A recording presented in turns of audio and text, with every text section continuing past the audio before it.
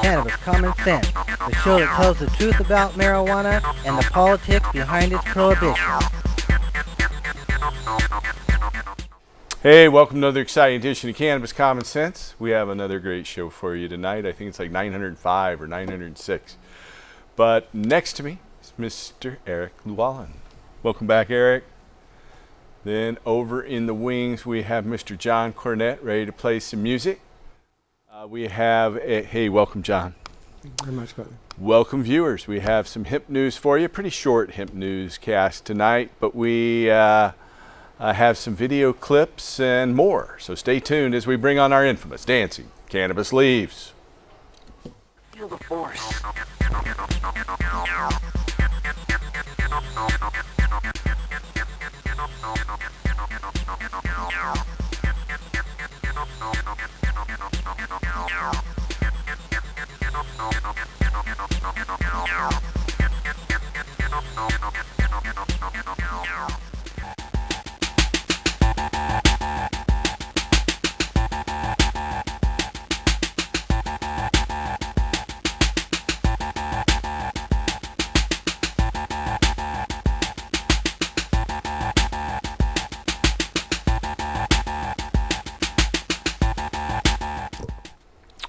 First story tonight is from Seattle, Washington. The legal cannabis industry is responsible for the creation of an estimated 150,000 full-time jobs, according to a state-by-state data compiled by the online content provider Leafly.com. Their analysis identified 149,304 full-time jobs supported by the legal marijuana industry. Not all of the jobs include the tally involved directly contact with the plant, as ancillary businesses like consultants and hydroponic providers were also included. The total represents a 22% increase in the number of full-time cannabis-related jobs created within the past 12 months. States reporting the largest number of cannabis-related jobs were California with 47,711, Colorado with 26,891, and Washington State with 26,556. Our next story is from New Mexico. Chronic pain patients enrolled in statewide marijuana programs are more likely to reduce their use of prescription drugs than those patients who don't use cannabis, according to data published in the Journal of Post-Acute and Long-Term Care Medicine. The investigators from the University of New Mexico evaluated prescription drug use patterns over a 24-month period in 83 pain patients enrolled in the state's medical cannabis program, compared to 42 non-enrolled patients. Researchers reported that on average, program registrants significantly reduced their prescription drug intake while non-registrants diagnosed with similar conditions did not. Specifically, 34% of registered patients eliminated their use of prescription drugs altogether by the study's end, while an additional 36% of participants used fewer medications by the conclusion of the sample period. The authors wrote, quote, legal access to cannabis may reduce the use of multiple classes of dangerous prescription medications in certain patient populations, end quote. The authors went on and concluded, quote, a shift from prescriptions for other scheduled drugs to cannabis may result in less frequent interactions with our conventional healthcare system and potentially improve patient health, end quote. A pair of studies published in the Journal of Health Affairs previously reported that medical cannabis access is associated with lower Medicaid expenditures and reduced spending on Medicare Part D approved prescription medications. Separate studies have reported that patients with legal access to medical marijuana reduced their intake of opioids, benzodiazepines, antidepressants, migraine-related medications, and sleep aids, among other controlled substances. This study, the effects of legal access on cannabis on Schedule 2 through 4 drug prescriptions, appears in the Journal of Post-Acute and Long-Term Care Medicine. The next story is from St. Louis, Missouri. Medical students are rarely provided with educational information specific to the medicinal use of cannabis and are ill-equipped to discuss the issue with their patients, according to data published in the journal Drugs and Alcohol Dependence. Investigators from the Washington University School of Medicine in St. Louis surveyed medical school deans and residents and evaluated curriculum databases to assess the education physicians in training receive on the topic of medical marijuana.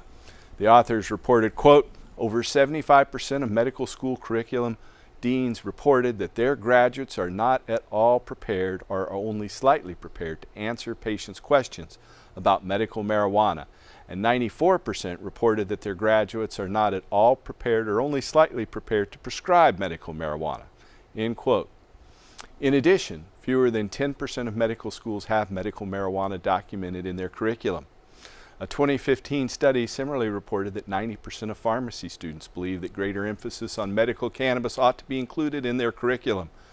The authors concluded, quote, our study highlights a fundamental and potentially growing mismatch between the legalization of medical marijuana at a state level and the ability of physicians to properly address patients' questions about medical marijuana or to appropriately prescribe it.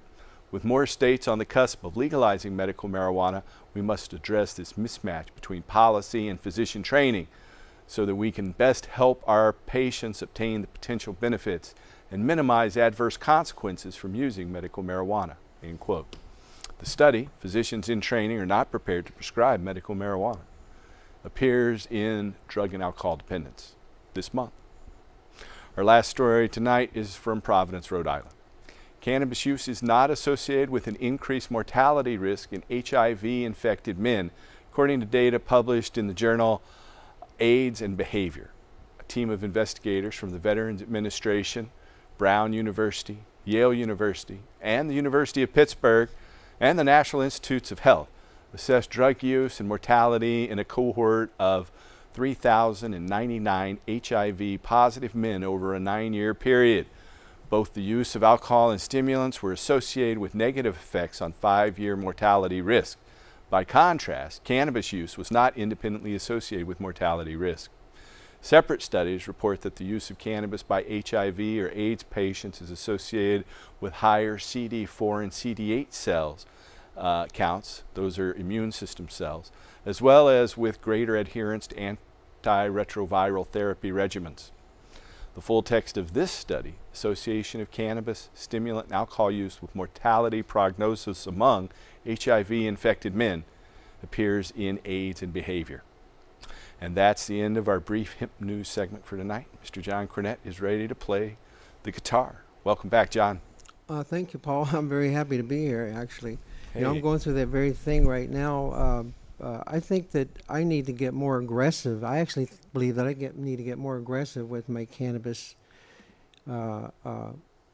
use, possibly, because I've been just focused on the CBDs for controlling my seizures and, you know, foregoing a lot of the THC. And I know you came in and talked to Dr. David Knox this week, and Yeah, he and his family, Rachel and Janice, they are real experts on cannabis. He reassured me. Dedicated themselves to educating other doctors in that regard. Yeah. He reassured me it was okay to up my dose even before I go see my neurologist here in about a week. So I'm going to be upping my dose a little bit to make sure I don't launch into another seizure. I don't like seizures. They seem pretty scary. This is a song I wrote a few years ago for this show here.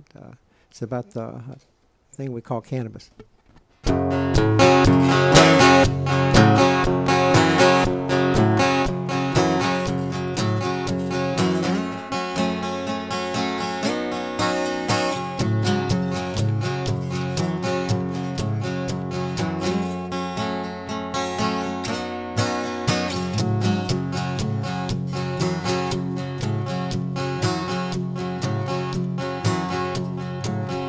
There's a train coming, and it's already on the track. People changing, and for some there's no turning back. Cannabis is more than just a weed. Cannabis is the tree of life to me.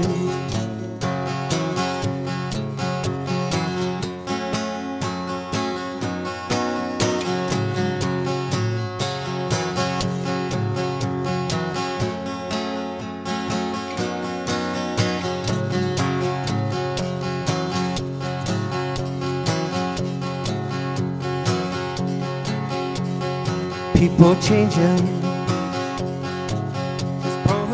nation has to stop. Children dying while we legislate the crop. Cannabis is more than just weed. Cannabis is the tree of life to me.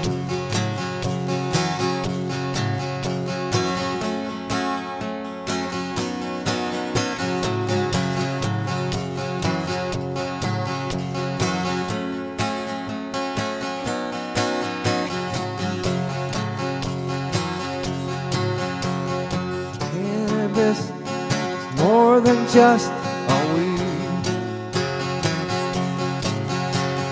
Cannabis is the tree of life to me.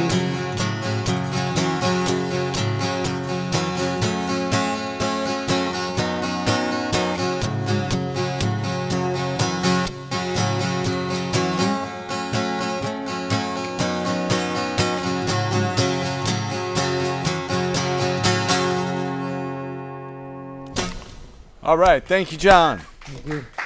It's very good. Hey, welcome. How you doing? Real well. Welcome back, Eric.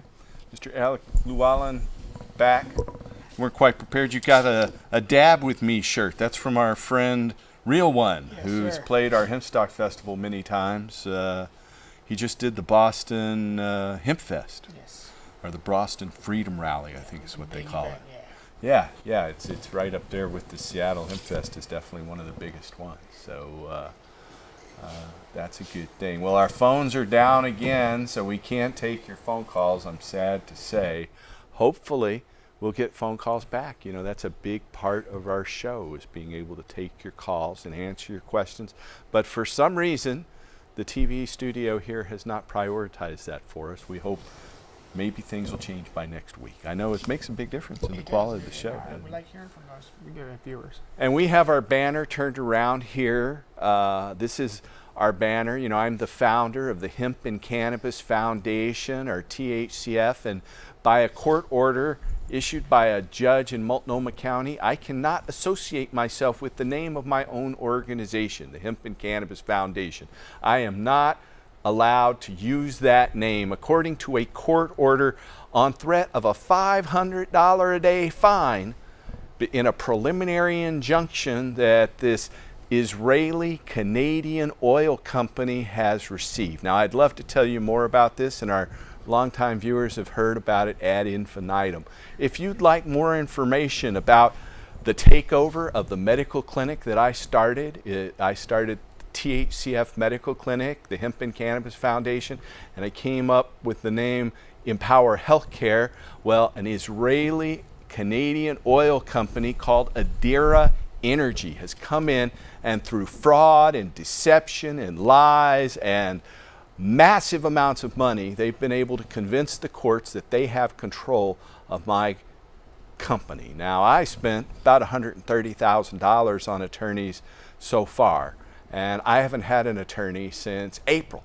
And so I've been defending myself. I go into court, and they've got 3 attorneys and 3 paralegals, and they made me file a response in court. Their lawyers came in and threw out my response. And so they now think they're going to get the whole case dismissed in some sort of judgment against me, but we have a surprise up our sleeve for you dirty dogs at Empower Healthcare. I want to urge you, viewers, do not go to Empower Healthcare. Do not visit my old clinic. And if you need to find a doctor, you want more information about this, there's multiple stories on the Huffington Post and another magazine called Ganjapreneur and Salem News. So we'd be happy to send you those stories. Just call this number right here, 503-235-4606. It's 503-235-4606. We have a voicemail on there right now. We'll call you back here over the weekend. If you need information or you're looking for a doctor who can help you get a medical marijuana permit, we have a huge database of doctors who can help you all around the country. If you have any of these conditions and you're looking for a doctor to help you with medical marijuana, please give us a call. Again, that number is 503-235-4606. It's 503-235-4606. And do not go to Empower Healthcare. Call us for more information. And that's why we have this banner turned around here. They're saying that you can still see it there and that somehow that means I'm violating. You know, they've made all kinds of threats. They've written letters to this television studio, a public cable access studio, threatening to sue the cable access studio and demanding that this show be taken off the air, but hasn't worked for them so far.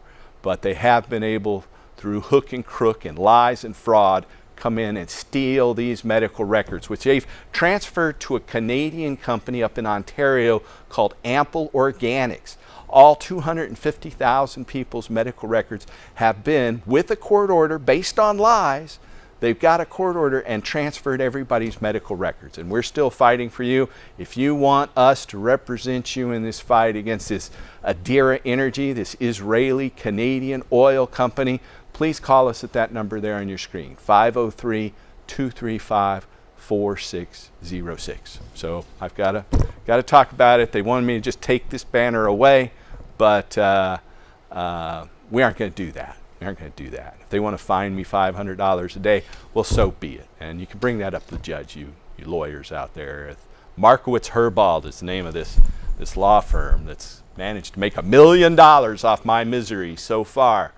And the misery, you know, they came in, they didn't just hurt me, they hurt patients like you. You didn't want them to have your records. What have they done to your outdoor garden? They've taken it. They've taken it, control of it. They've made it so we don't have our medicine. Many people that need our medicine don't have it.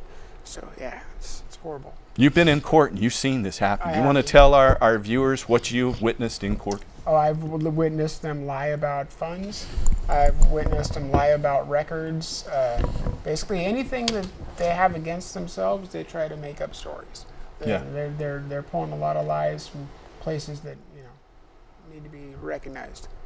Well, hopefully we will be able to raise enough funds to fight these guys in court. Like I said, I've already spent $130,000 against these dirty dogs, but the battle has just begun. They just have a preliminary injunction. They've got some motion coming up here to throw out everything and get their own judgment, but they're not going to be able to do that. We're going to stop them. So how has your week been, Eric? I noticed you got a lot of comments about your appearance here on the show. Yeah, it was a great turn. You weren't quite prepared tonight with your more formal dress, no, I but wasn't. I drafted you in at the last minute here. Right, there's a lot of people that put their time and hard work into getting your show going for you. That's true. A lot of people in the back, and there was another person that helps run the show that wanted to come out and have us speak some words, and so I was going to let him do his thing, but here we are. He decided tonight wasn't the night, but we'll have other people back in the studio if they want to come up here. Hey, we'll be happy to let you guys meet some of our volunteers. But some of them don't want to come on camera. I would say the majority of them kind of afraid of that. Yeah. But some of us are camera hogs. What can I say? You got to get that attention in, right? So now we do have a microphone in the studio, and I think Judy here has something to say. Go right ahead, Judy. I'm just gonna move the mic there for a sec. Hi guys, I have a question about medical stuff and stuff that's been in the news, but first I wanted to say to the viewers not to be confused by the information that is out there. There's a lot of confusing information out there about exactly what has been done to you guys and what's been done to THCF. Don't be confused. You are hearing the truth right here on this show. These people are criminals, and they are liars. And you're talking about the folks at Adira Energy. That's right. And I'm one of the people patients. Who have stolen my business. Mm-hmm. They went in, they fired my wife, they fired my children, they fired my partner, they fired anybody who wouldn't brown nose them. Right. We have some video of their initial takeover meeting. We aren't going to run it tonight, but tune in next week, and we'll have video from their initial takeover meeting. We'll start showing some clips of that. Anxious to see that. Yeah. So, but on to medical stuff, on to cannabis. I keep thinking, listen to the news, and there's two things that really stand out. And of course, one is it just seems like every week now there's another medical report or study or research or statistics from somebody about patients being able to greatly reduce their need for prescription drugs, particularly opioids, and replace it with the healthy and more effective use of cannabis. Also, there's been, I think it was last week, you reported on in the ER. There have been several things that have been reported about different. You're Very much more likely positive. to survive traumatic events. That's one of the things in the ER, exactly. that if you have used cannabis before a heart attack, before trauma, before stroke, you're much more likely to survive those events than people who have not. That's what you're talking about, I think? Yeah, that. But I also had the impression, and maybe, I haven't gone, admittedly, I've spent a lot of time in the ER just in the last couple of weeks and hadn't had time to go online to actually read the stories myself. But I had the impression that it was even more than that. That it was more across the board that doctors are seeing that patients are doing with whatever illness they contract. If they're cannabis users, they're doing better than people that are not. Yeah. The other thing is this issue of doctors not being knowledgeable. Again, because we have just spent a lot of time in ERs, and we're having different experience now than we did, say, 10 years ago. Very different experience. But there's a huge difference between seeing Dr. Knox and seeing, somebody in the ER who may only be. Sometimes I think the best we can hope for with our doctors at this point is if they have at least a neutral opinion about cannabis. Forget being knowledgeable or even positive. If you guys could just talk about what that kind of thing. You know what I'm trying to say. Forgive me. Certainly. Well, I know, Eric, you had a real traumatic experience. We talked about it briefly, but when was it you were in that big accident where you were taking a taxi home? You'd gone out and celebrated with your wife, and you'd wisely decided to take a taxi home only to have it rear-ended by a car going 100 miles an hour. Yeah, they hit us pretty hard. Yeah. When was that? That was back in February of this year. February of this year. And so you were in the emergency room, in the Emergency room, ICU, intensive care for put up several days? About a week and a half, and then moved to a rehab facility because my wife was also injured in the wreck. Yeah, and she's your caregiver, She's my care obviously. provider, yeah. So it kind of put our family in a little situation. And you're both still suffering pain from that. Yes, sir. Yeah. I broke my back at the T9, T10. So your lungs were filled with blood when you got into the ER. Is that right? Yeah. You'd had an internal injury that caused blood to erupt into your lungs. They said it punctured one of my lungs. Critical drainage is 500 cc's. On site, as soon as I showed up, they drained 800 from me. So you had almost 60% more blood in your lungs than what people normally die from. Right, and then that's what that means. And then within the next 24 hours, they took another 800 cc's out. Right. So the blood just didn't stop. So, and then I had a tube in me for. So I think most people in that condition, well, like you said, 500 cc's is usually critical. Right. And you had 800 cc's taken out twice. Twice. But here you are. Yeah, I'm still kicking. But you had a spinal injury as well. Yeah, I was disabled before this wreck happened. So what had happened is basically I did an extreme back bend. And you were in that chair when this happened, right? Yeah. This very chair, So in the taxi. Yeah. Then when the guy hit us from behind, it lifted the back end of the taxi up, and then the gravitation of the drop, I basically did a back bend over my chair and snapped my back. So. And my wife injured herself pretty good. Some slip discs and protruding discs and whatnot. So we're on the mend though, slowly but surely. But cannabis helped you in that situation. If you hadn't been had cannabis in your system, you probably wouldn't be here right now. Yeah, that is true. My body was a lot more relaxed for anything that happened. And resilient. And it was able to bounce back, causes homeostasis, so your body strives to reach balance in whatever situation it finds it in. So cannabis enhances that, enhances homeostasis. Right. And so that definitely helped you and your wife in a critical situation. It helped with the pain tolerance after the incident also. Because you didn't take pain Yeah, I was medications, just right? gonna say, yeah, no. If I didn't have my cannabis, I wouldn't be surprised if I weren't addicted to some of those painkillers still at this time. You know, because the pain was so tremendous. But the cannabis saved me, honestly. You know, I'd recommend it for anybody that was hurt.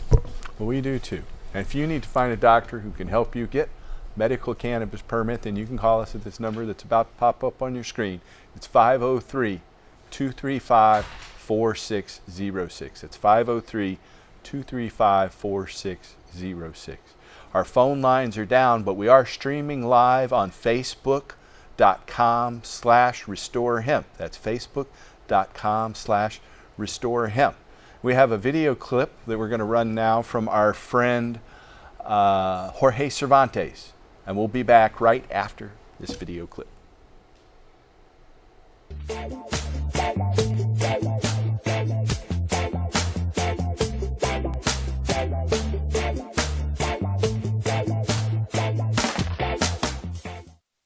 Hi, my name's Jorge Cervantes, and here we are at So Fresh Farms.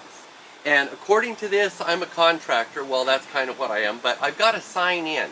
Me and the cameraman had to sign in, so Josh would let us in the front door. See, he's even got a picture of him right there.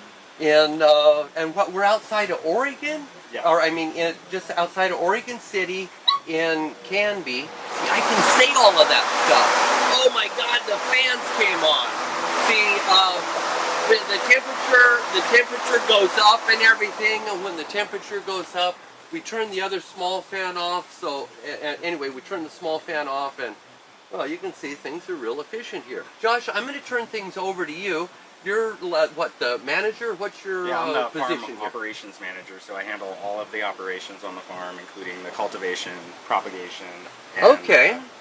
everything from there. So. Okay, so we've got right here, is it okay if I pick one Absolutely, of these up? please do. Okay, so we pick one of these up. So these have just recently started. These are cloning. If you take a close look at that, you can see how that's already swelled up a little bit. The clones always swell up when you take them. That's so they have the undifferentiated growth. They've got to go through a stage first. And so could you tell me a little bit about this spongy stuff? These are actually Q plugs, and they come loaded with mycorrhizae and a small amount of nutrient. Oh, really? So that you can actually, if you don't catch it right when you get the roots budding out, they'll actually grow for a little bit in the aeroponic chamber, and then you can go ahead and transplant them up. Wow, that mycorrhizal fungi is great stuff. Okay, so you can see under here, these are just starting. How long have these been here? They've been there for 6 days. 6 days. 6 so, to 3 okay, days. so everything's written right here. That's a real simple way to to record everything. 8:14, and today what, we're 8:16, 8:17? Yes. 8:17. And these are like really good little nozzles. They mist things up. Does that actually atomize? It gets close to it. The micron particulate of the water is not quite that small. Yeah, well, it's 100% humidity in here Yeah. anyway. You really don't have to have it atomize when you've got 100% humidity. And if you atomize this stuff, it takes a hell of a big pump too, It does. because it takes a lot more pressure. Yeah, it takes a lot of pressure to force it through such a small nozzle.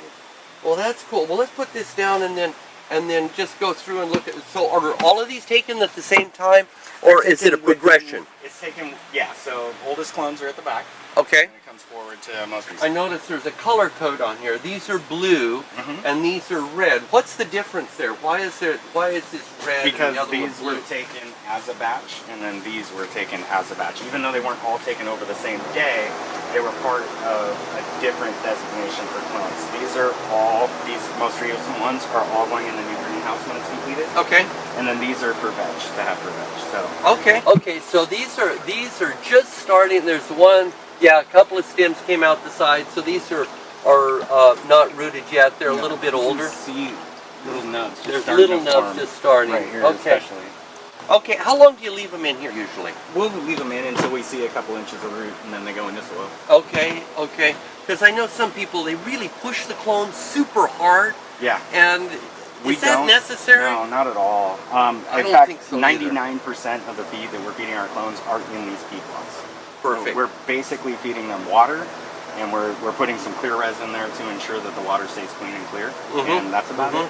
Like, we'll foliar feed them throughout this propagation process, but that's a very light feed, and it's more just to kind of keep the leaves moist and happy. And Yep, that works. Well, what I found, I was talking to one of the scientists at Canna, you know, the fertilizer company. Yeah. And she was very interesting because she said she was doing a big study and she'd read a lot about it. And there's a few years ago, I remember, in Barcelona actually. And she said she believed, and I believe the same thing too. And it's interesting that I come up with the same thing as her, and she's studied a lot more. If you grow a plant too fast, like clones, you grow them too fast, the cells stretch out too long, and they're too tough. Yep. You know, and when they're tough like that, okay, it's not.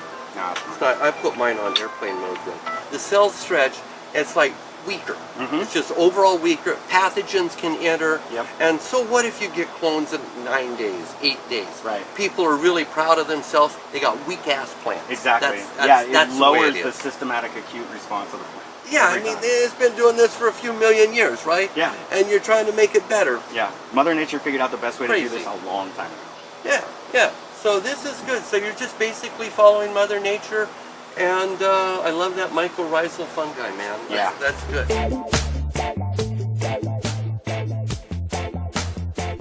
I love that mycorrhizal fungi too. It's just, it helps the nutrients break down and feeds it to the root system. So if you're growing out there, you should use mycorrhizal enzymes. It'll definitely help with the plant's uptake of nutrients. We have a lot of interesting news in there.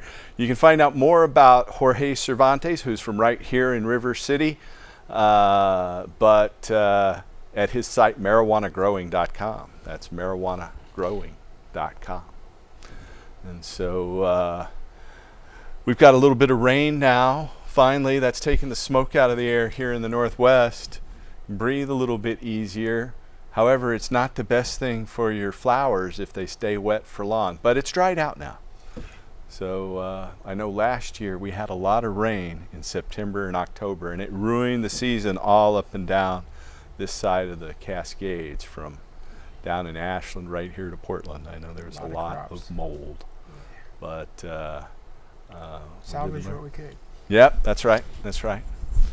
So normally we can take your questions about those things, but now we just have to kind of anticipate them. So one thing that Jorge told me is that that ash that fell from the sky from all those wood fires has a very high alkaline pH at 11, which is very, very alkaline. And so you want to brush that off your plants. And if it's good in the dirt, but you don't want it on your leaves. So that's something to keep in mind. So what did you think about the various news that we had tonight? Was there anything that stood out for you in particular? Pretty couple interesting stories. I didn't know that the cannabis market had created so many jobs. Yeah. I knew there were a lot, but that was some astounding numbers. I like seeing that. Getting people to work, at one time people said that the industry wouldn't make it. Well, there's proof right now. Bringing in money and creating jobs is a good thing. Just like we said, in fact, more money and more jobs than any of us estimated in any of the campaigns. We had our campaigns here in Oregon, and people questioned when I'd go in and debate the law enforcement officers and prosecutors on our initiative, Ballot Measure 80 in 2012, or others I didn't debate so much in the 2014 campaign since I hadn't qualified our initiative then. But there was a lot of feedback that we were inflating those numbers. In fact, we underestimated it. There's a lot more tax revenue and a lot more jobs created, and this is just the beginning. The real key is when we can grow hemp without regard to its THC content, but with regard to the most productive species for seed production, because we need hemp seed to feed and power our society. Right here we have hemp seed oil, and so this is hemp seed that has been pressed like this, poured in here. We put in a little hemp wick every week. Here's next week's wick, and we light it up just as this is our hemp flame of freedom, and it illustrates the reason that marijuana was made illegal. It was the petrochemical, pharmaceutical, military, industrial, transnational, corporate elite, fascist sons of a bitches who gave us marijuana prohibition. They made up these lies about cannabis. They took what is the oldest crop, hemp, cannabis. It's been grown for at least 12,000 years. 12,000 years ago, its cultivation had spread from the Himalayas, its indigenous area where cannabis originally started growing on this planet, from what we know, and it had spread to Italy 12,000 years ago. There's hemp farms located in Italy that have been found by archaeologists. And so it's probably been cultivated 25 or 35,000 years, and it's the very basis of agriculture and civilization itself. But the petrochemical, pharmaceutical, military, industrial, transnational, corporate, elite, crony, capitalist ruling class made up the marijuana myth using the racism, anti-Hispanic racism. They used this name marijuana, which was a slang term for Mexico, used in a Revolutionary War song in Mexico. And they created this myth saying it's a deadly new drug. And so, and it's no coincidence that I come here and talk about hemp energy. I get invited around the world to talk about hemp as an energy source. And a Israeli Canadian oil company has come here and tried to completely take me out. They're trying to get our television show pulled off the air. They've stolen 250,000 Americans' medical records and sent them to Canada. And so I talk about these petrochemical companies, and now I am under attack by one that has actually been financed by George Soros and some other guy up in Canada by the name of Dennis Binney, who owns lots of brewing concerns and other things up there. They've come in and based on lies and fraud, they've stolen everything without paying us a penny. Stolen the garden that Eric and dozens of other patients depended on, and they never paid a penny for that property. They promised they would pay for it, but they haven't, and they're fighting over that in court. They're saying their lawyers get paid for it. They paid their lawyers for it.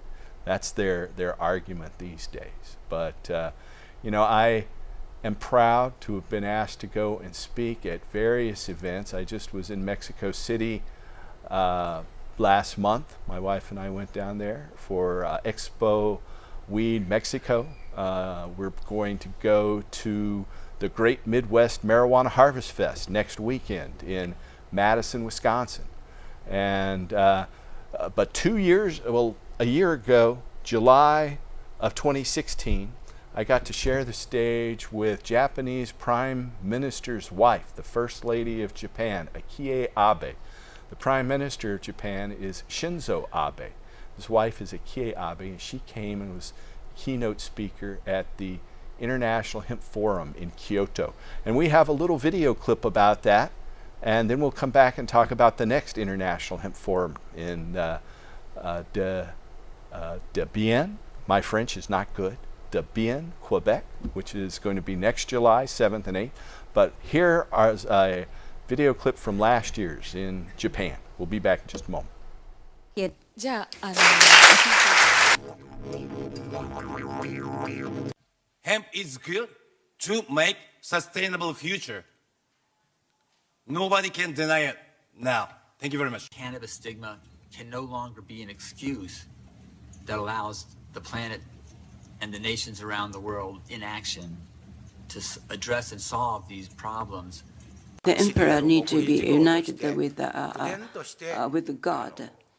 And so this is a secret ritual or ceremony in which the emperor would go through to unite himself with God. Happiness with the world. Happiness!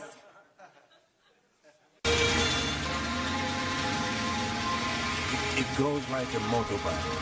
It's very fast.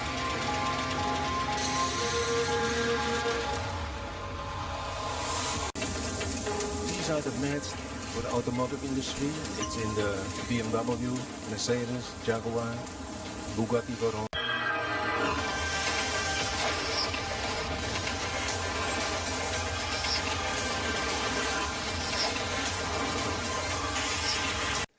And we have to work together in that sense to make a better world. A greener world for all of us, and especially for the future for our children and the rest of the people who's coming after us. Thank you. production level, it's surprising. So, as a scientist, you may wonder, it's surprised to see such a high production, and it is. Hemp is the oldest crop. Humans first encountered it when they came out of Africa. You know, recent genetic testing shows that all Homo sapiens came out of Africa and encountered hemp in Central Asia. And all archaeologists agree it is among the first crops purposely cultivated by human beings. The hemp plant tells me what to do, and actually maybe is more clever and more conscious than we understand.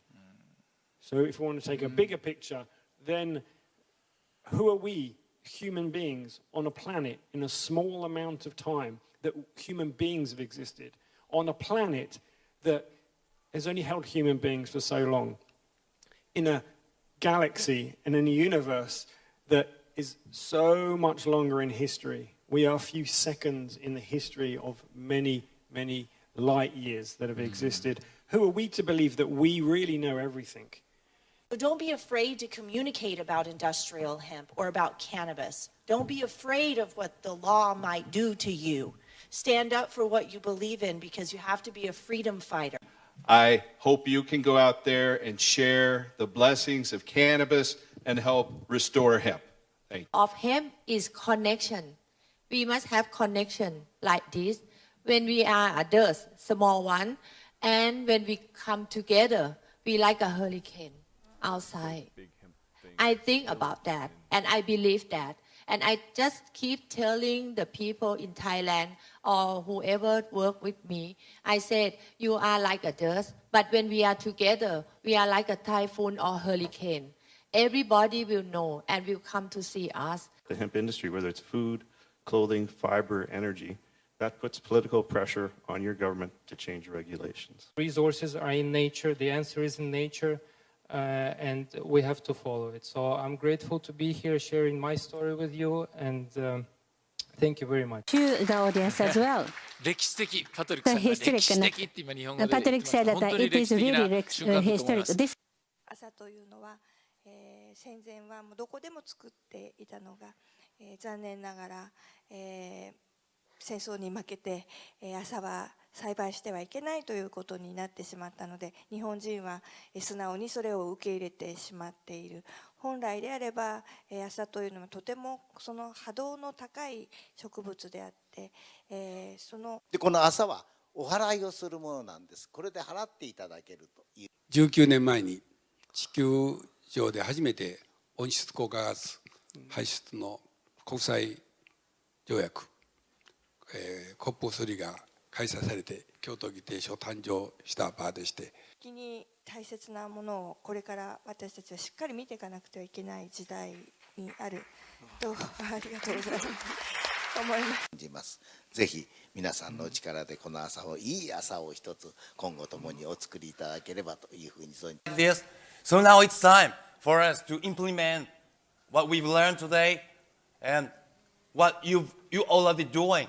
So hemp is the champion. Hemp is a leading plant to make a sustainable future. So we've done a lot, and you proved it already. So let's make it internationally worldwide.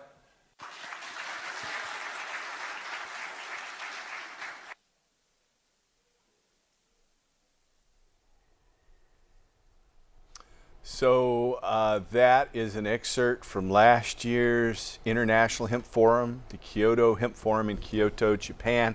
That's where one of the first United Nations environmental protocols was signed there, the Kyoto Protocol.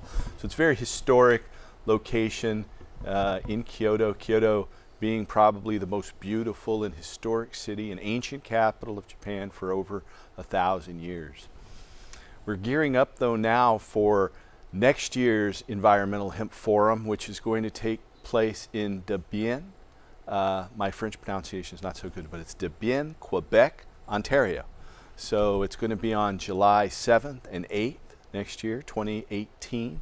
We'll see a lot of the people who spoke in Kyoto will be there in Debian, and so you are invited to come to the International Hemp Forum in Debian, Quebec, Ontario. I hope to see you there, where we're going to. I'm proud that they have decided to use this phrase, which I kind of coined many years ago, and use at the close of every show and every speech I make, and that is restore hemp. So that's what they're working on, and here's the very end of that little video clip.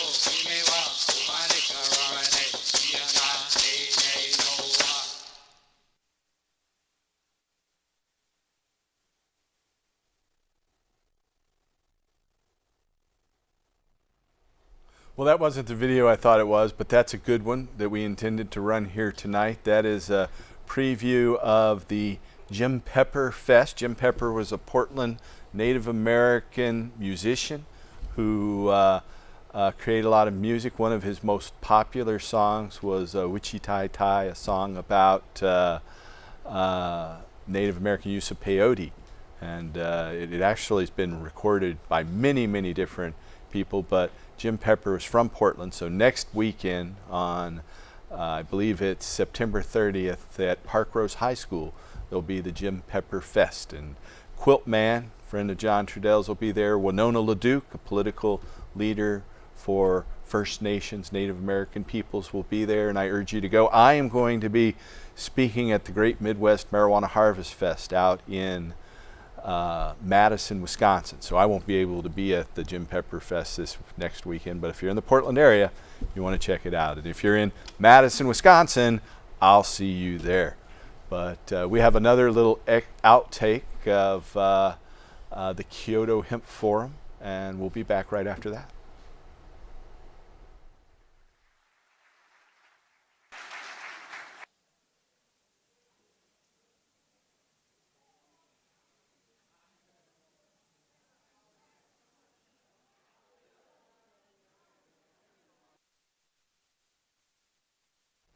So we just got that from our friend Takashi Akuna in Japan just yesterday. So we decided to go ahead and run it on the air here this week. So that was pretty nice.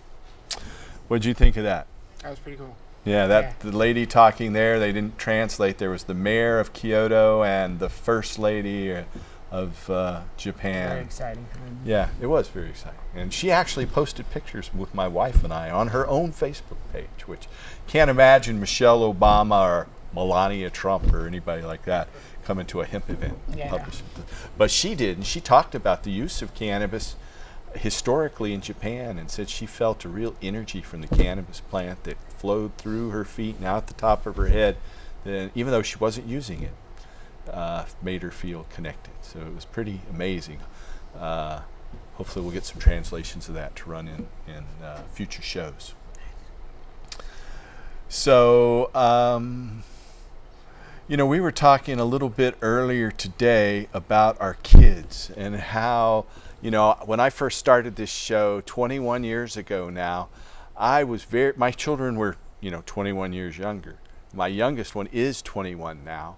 And my wife and I, our oldest child is 26 and our daughter's 24. And I was afraid that somehow this show might cause the child protective people to try to take our children from us. Fortunately, that didn't happen. I do know our children were questioned about it in grade school, but they never, we tried to minimize their exposure to it. And how do your family deal with cannabis and medicinal cannabis? We have 2 children also. I've always told my kids that if anybody ever questions them, come talk to me. Mm-hmm. Yeah, my kids don't need to explain to anybody what I've been doing. If they want a straight answer, they come to me. It's an adult responsibility for it to be used. So don't go running to kids to ask them to talk about what their parents do. Well, we are just about out of time. I think John Cornett is set up and ready to take us out here with a little song of music. I just want, hey John, want to remind our viewers that we don't want you to visit the old clinic I started, the Empower Healthcare Clinic, because they've been stolen by an Israeli-Canadian oil company. And for more information, call us at this number here, 503-235-4606. That's 503-235-4606. I want to thank you for coming on, bro. We'll see you back here next week. Thank you, John. Thank you, viewers. And help us restore hemp. Like that.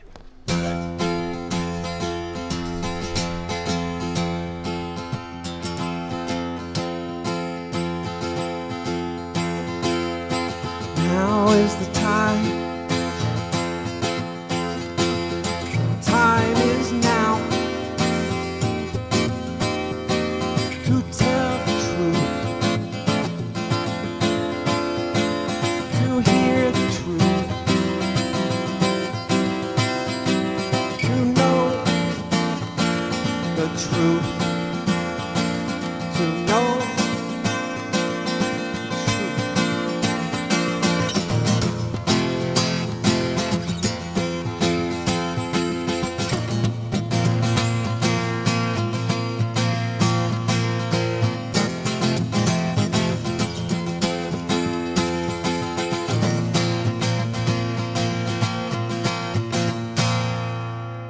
Oppressive lies and fantasies isn't how it has to be.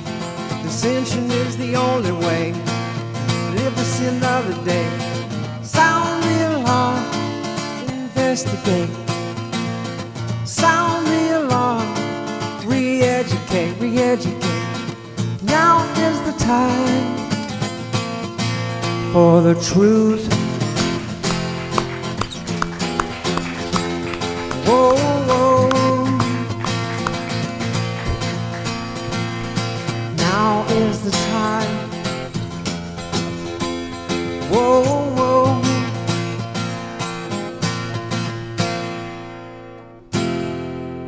Now's the time.